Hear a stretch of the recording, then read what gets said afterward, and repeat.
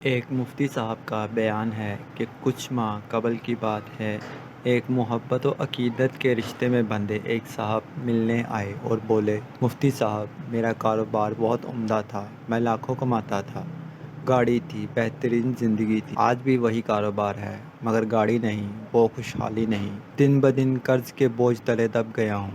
چونکہ رزق کی فراوانی تھی اور اب مشکل سے گزارا ہوتا ہے، اس لیے سنا ہے کہ آپ روحانی علاج کرتے ہیں۔ چیک کیجئے اور بتائیے کہ کوئی جادو ٹونا یا نظر و بندش نہ ہو۔ کوئی حل کیجئے، تعویذ دیجئے یا وظیفہ دیجئے تاکہ پھر سے وہی خوشحالی پر مبنی حالات لوٹ آئیں۔ میں بہت پریشان ہوں۔ یہ کہتے ہوئے صاحب رو پڑے۔ میں نے ان سے کہا، پریشان نہ ہوں، میں آپ کے گھر کے برتنوں پر دم کر دوں گا، خوشحالی لوٹ آئے گی۔ انہوں نے کہا، کیا مجھے گھر کے برتن لانے پڑیں گے یا آپ گھر آئیں گے؟ میں نے کہا، نہ میں گھر آؤں گا نہ آپ کو برتن میرے پاس لانے پڑیں گے۔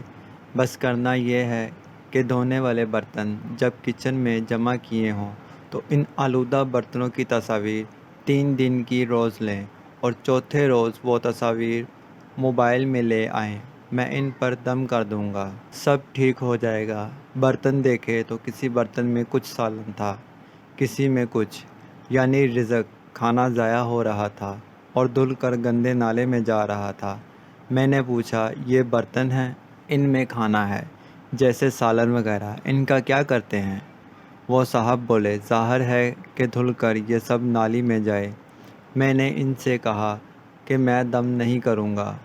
انہوں نے وجہ پوچھی تو مفتی صاحب نے کہا، آج کے بعد بچا ہوا کھانا اس طرح دھل کر گندے نالے یا کوڑے میں نہیں پھینکنا، بلکہ برتن اچھی طرح کھانا کھاتے ہوئے صاف کرنے ہیں۔ اتنا ڈالیں جتنا کھانا ہے اور بچ جانے والا کھانا کسی غریب کو یا چھت پر جانوروں کو یا پرندوں کو کھلا دیں تاکہ رزق کی بے ادبی نہ ہو۔ انہوں نے وعدہ کیا کہ آج کے بعد ایسا نہ ہوگا۔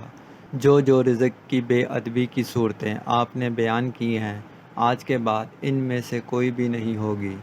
میں نے ان کی تسلی کے لیے 21 مرتبہ برتن کی تصاویر پر سورۃ فاتحہ پڑھ دی کہ نفسیاتی طور پر ان کو تسلی ہو کہ واقعی دم کیا ہے۔ کچھ دن بعد وہ صاحب ملنے آئے اور مجھ سے گلے ملے اور رونا شروع کر دیا، ہاتھ چومے اور حد سے زیادہ عقیدت کا اظہار کیا اور بولے، مفتی صاحب، اب میرا کاروبار بہتر ہو گیا ہے، بہترین اور بڑے بڑے آرڈر ملنا شروع ہو گئے ہیں، آپ کے دم نے تو کمال کر دیا۔ میں نے ان سے کہا، حضور صلی اللہ علیہ وآلہ وسلم کی حدیث کے مطابق رزق کی بے ادبی تنگ دستی لاتی ہے۔ آپ نے کاروبار بیان کیا، اس میں کوئی شرعی خرابی نہ تھی، آپ نماز بھی پڑھتے، تو مجھے اس وقت آئیڈیا ہوا کہ کہیں رزق کی بے ادبی کا شکار نہ ہو۔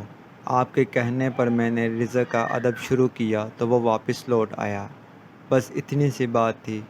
میں نے وعدہ کیا کہ انشاءاللہ مرتے دم تک رزق کی ایک ذرے کو بھی ضائع نہیں ہونے دوں گا اور اس کے ادب و تعظیم میں کوئی کسر نہ چھوڑوں گا۔ میں نے کہا، اگر تم نے واقعی ایسا کیا تو واپس گاڑی بھی آئے گی اور بینک بیلنس بھی۔